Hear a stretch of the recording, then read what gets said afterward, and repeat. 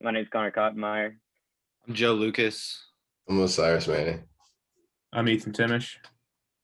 I'm Hayden Witt. And I'm Ryan Young, and our presentation is on the Bowl Championship Series versus the college football playoff system. So I'm going to start with some background on the Bowl Championship Series. So this was a system that was created a while back, and it was made for a total of 5 bowl game matchups involving the 10 of the top ranked teams, so-called. And so it was implemented in 1998. It lasted until 2013. And the system was based on polls and computer selection methods to select these top 10 teams. It was created by a formal agreement of 6 different conferences, as well as 3 FBS independent schools. It consisted of 4 bowl games and the championship game, which was consisted of the top 2 teams selected by the polls in the computer system. So going into some pros and cons and the ultimate failure of the Bowl Championship Series, starting with the pros. So there was more importance based on the individual games, just because of the minor amount of games, as well as there was only 5 games total.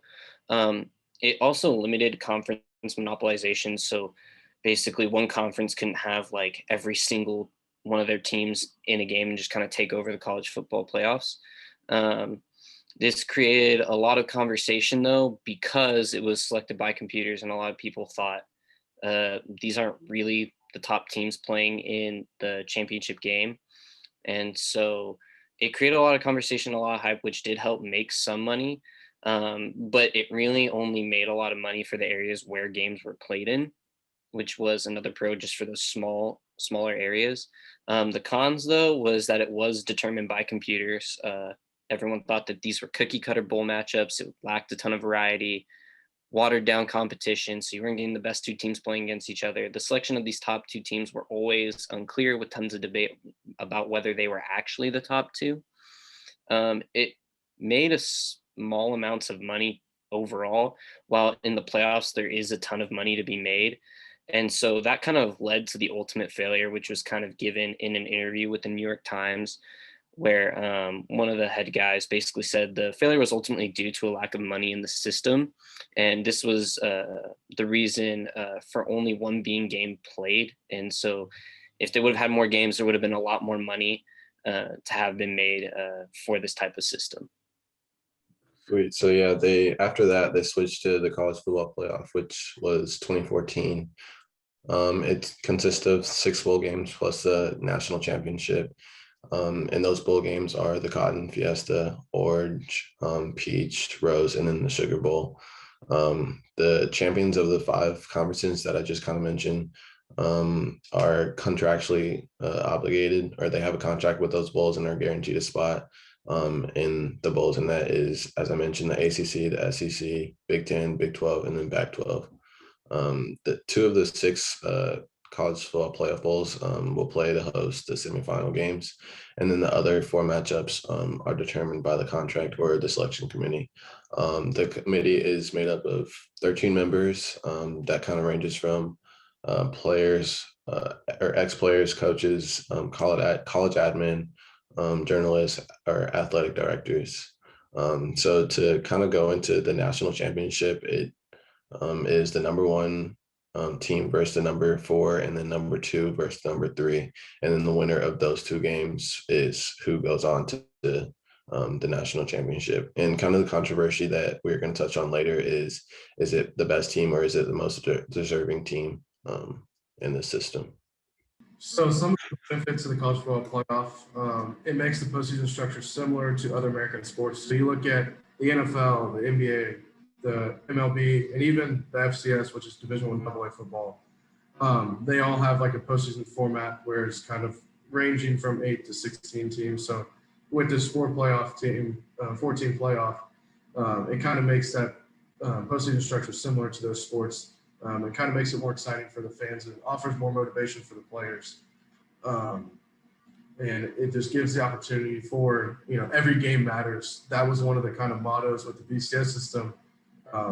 But one of the drawbacks was because, as we mentioned earlier, some of those cookie cutter bowl matchups were made because it ended up being, a team that won every game in the season that didn't deserve it versus a one-loss team that played a competitive team. So yeah, there's just a lot of makes it similar to that. It offers the opportunity for different out-of-conference matchups to be seen in national spotlight. So you see this a lot, kind of like on the opening weekend of college football. You see, a big-time matchup, say Alabama versus Oregon or Ohio State versus USC. Big-time matchup, marquee matchups. But after that first weekend, you don't really see it a lot unless it's an interconference matchup that you see every year or every other year. So it just gives the opportunity for different conferences to have their top teams pitted against one another.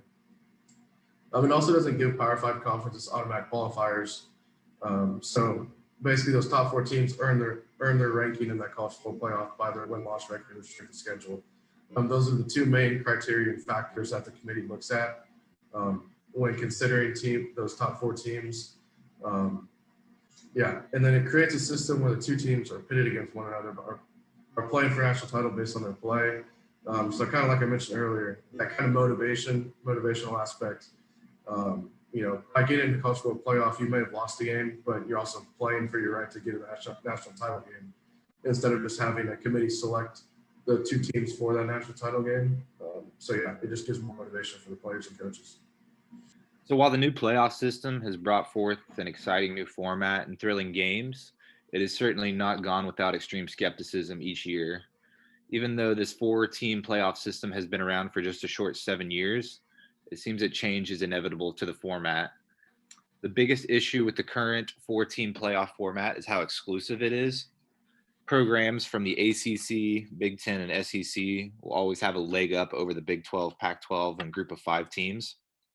The playoff committee does not even pretend to be fair to the talented, unbeaten Group of 5 teams when they release their rankings each Sunday in the fall.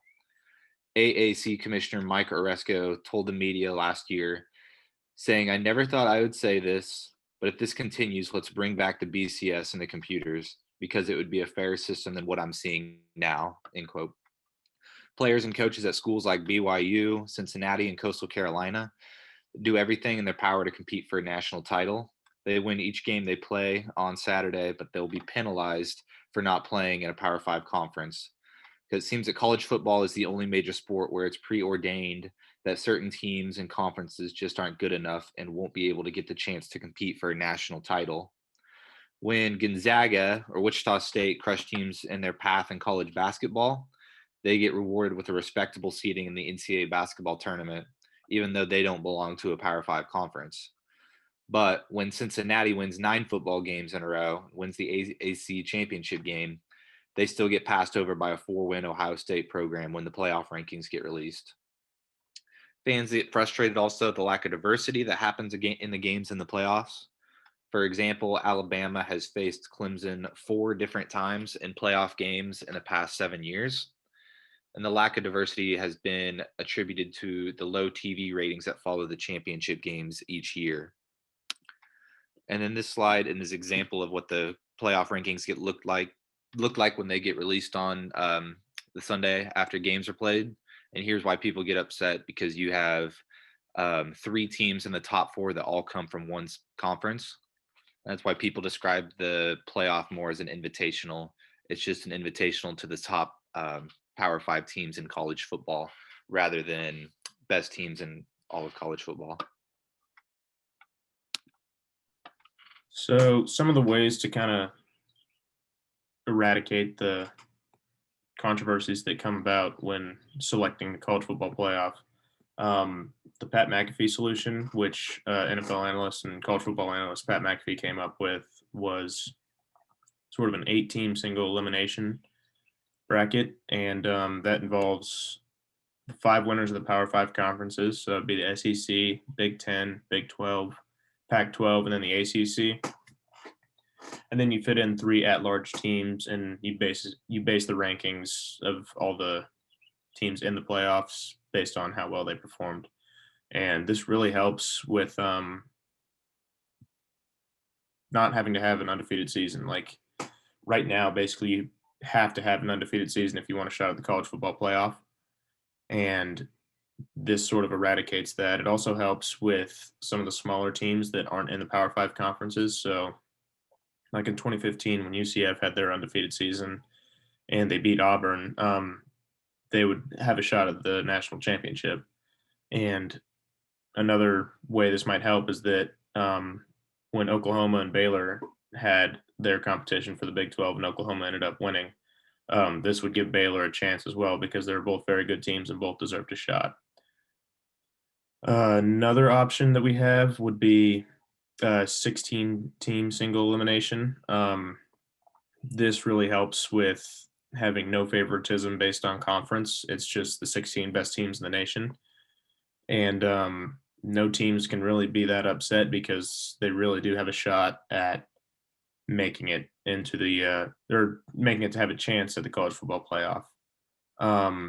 This also does not require an undefeated season. One of the only downfalls to this would be it's a lot of football to play, and it would take a lot of time to work their way through this bracket. It's not like college basketball in the way that you can play 3 to 4 games a week. You can really only play 1 game a week, and this really stretches out the college football playoff quite a bit.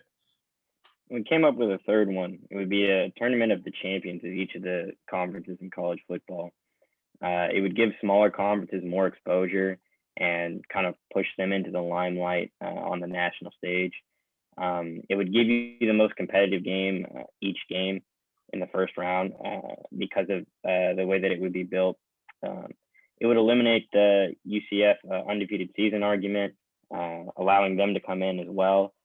But it would only be the champions from each of the conferences. It wouldn't include teams like a Baylor, like a one-loss second best from any conference. It would only be the winner of each conference specifically. And so we came up with a couple of questions here.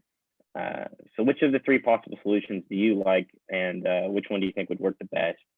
How should college football implement this new proposal?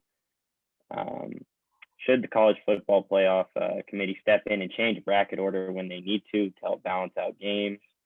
And at the end, how much power should the college football playoff committee have going forward? And you can answer these in the comment section below.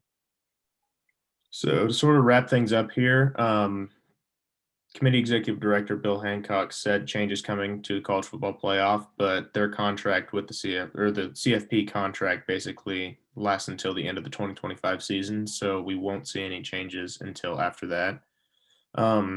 They could be anywhere from a 16 playoff to a 16-team playoff. Changes, it just really depends on what they really decide. Adding more teams would definitely broaden the field, and it really would change the landscape and really just make college football better for everyone to watch at the end of the day.